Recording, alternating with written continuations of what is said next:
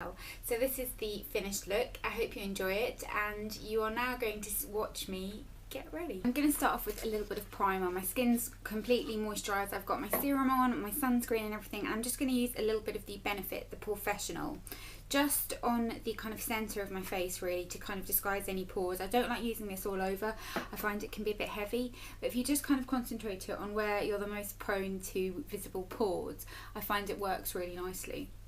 So I'll just kind of smooth that in all over those areas, and you can just take whatever's left kind of onto the sides, but don't take it all over your face.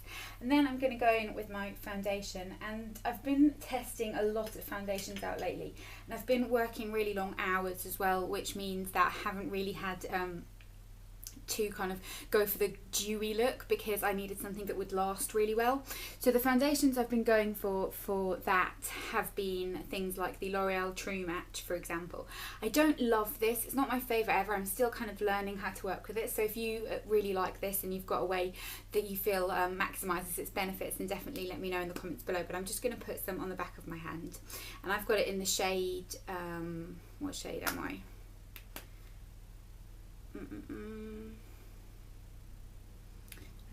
Oh, it's right here on the top, golden beige, and it's kind of a nice shade when I'm kind of in between colours.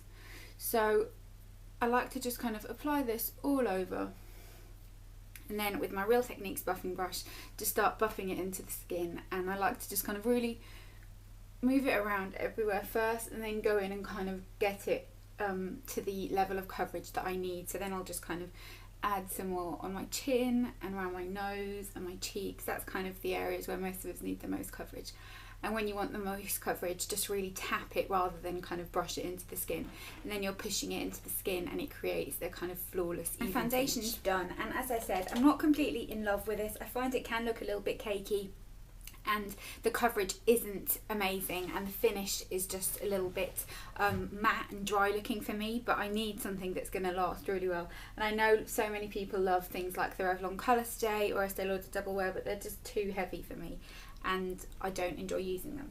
So that's my foundation done. I'm now going to go ahead and do just a little bit of concealing, and I'm going to have to move my mirror a little bit closer to me because I'm trying to do it kind of in a way where the mirror is further away and it's just not working.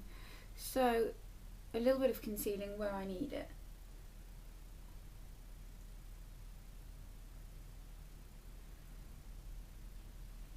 And here's something no one tells you: doing your makeup in front of really harsh studio lighting is not very fun, because you suddenly think your skin that you thought kind of looked alright looks terrible, because it shows every tiny little thing.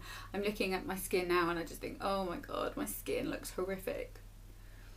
So with the same brush, just working the concealer into any problem areas, and then between my brows I'm just going to dab it with my finger, just because I don't want to kind of move any foundation onto there, because I break out really easily there. Then for concealer, I'm going to go ahead and use my very trusty Collection 2000 concealer. I'm going to go and pick up the Maybelline Fit Me concealer at some point as well. I keep meaning to and I forget. So just a little bit of that under the eyes. Again, this type of lighting really makes your under eye area look awful.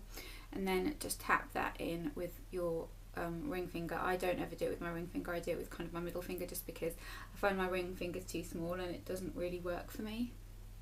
So just tap there. So I then went ahead and powdered my skin, and to powder my skin I used the Miner's Fresh Face Powder. I really like this actually, it's just a nice lightweight powder, not too mattifying and not too cakey looking.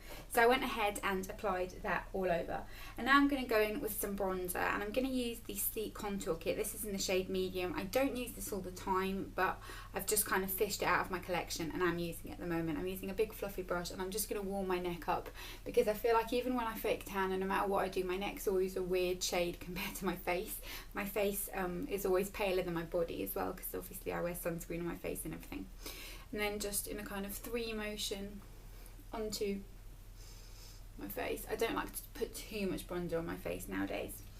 Then I'm going to go in and contour my face, and I'm going to use my beloved MUA powder in number 4, just to give my face a little bit of shape. So suck in those cheekbones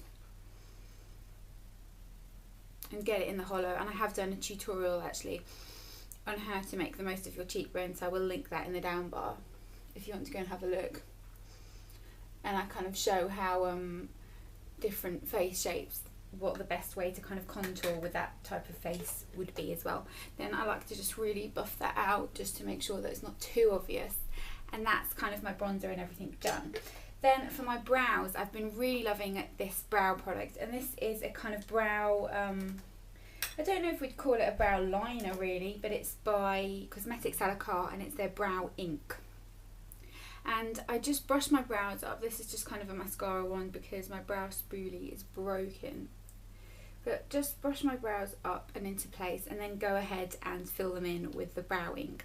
And I'll show you the nib of this is just kind of like a liner tip. And just anywhere where I've got any gaps, go in and fill. And you don't want to do it too harshly, and it always looks a little bit harsh to begin with this type of formula, but you'll see it does kind of settle and look much more natural.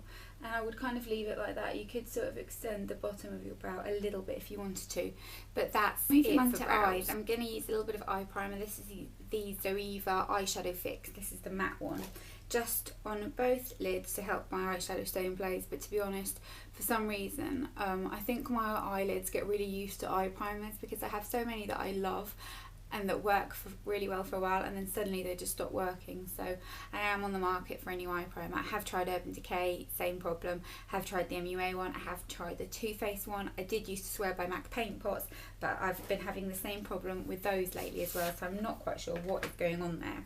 But I've been doing a different eyeshadow combo lately, and it's a combo I've been really enjoying. And I've been using Patina and Tempting by MAC, which are these two right here. I'm going to start with Patina, which is this one. And just on a flat kind of dense eyeshadow brush, use this as my lid colour.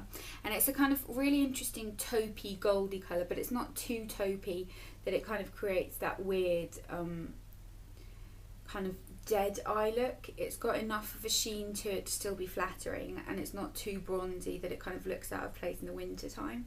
So I like to just apply this kind of all over, a little bit into the crease as well. And then I'll go into the crease using Tempting. Now Tempting is kind of a slightly darker, more shimmery colour that does look a bit over the top all over the lid, but in the crease somehow it just really works nicely.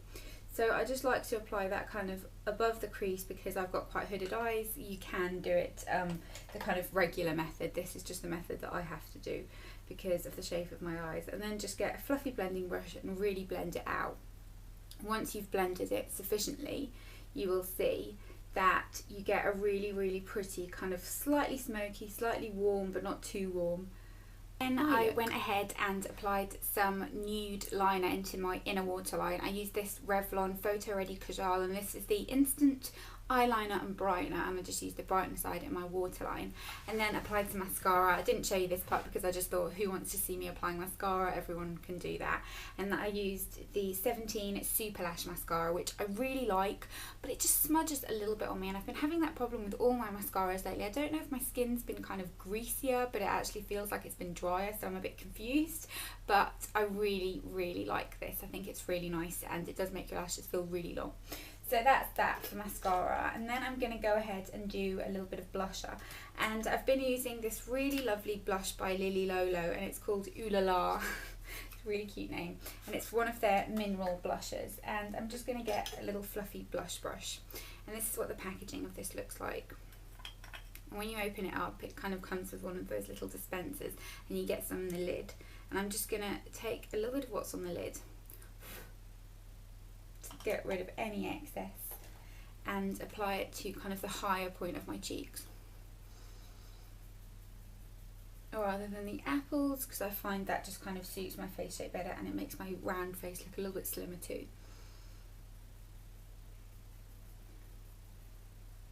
And now I feel like I'm alive and awake.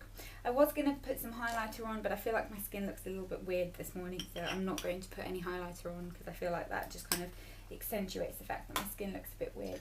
But actually I've changed my mind, I will. I'm going to use a little bit of the highlighter from the Sleek Contour Kit, just a small amount on a fan brush. Just a little bit. So I've got everything pretty much done, and then last but not least, I'm going to just use a little bit of the Make Believe Enhance Radiant Illuminating Concealer just on my Cupid's bow to highlight it, like so, and then go ahead and use a little bit of lip liner. I'm using the Bourjois 1000 Kisses lip liner in number 11, which is just a nice kind of, it's got a nice shape to it.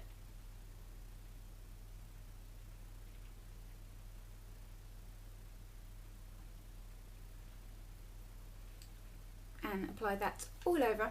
And then for my lips, I'm just going to use a Revlon chubby stick type of thing, what these called the Revlon Colour Burst. This is one of the original ones, the Balm Stains, and this is in shade Love Sick, and it's just a kind of bright pink, nice colour.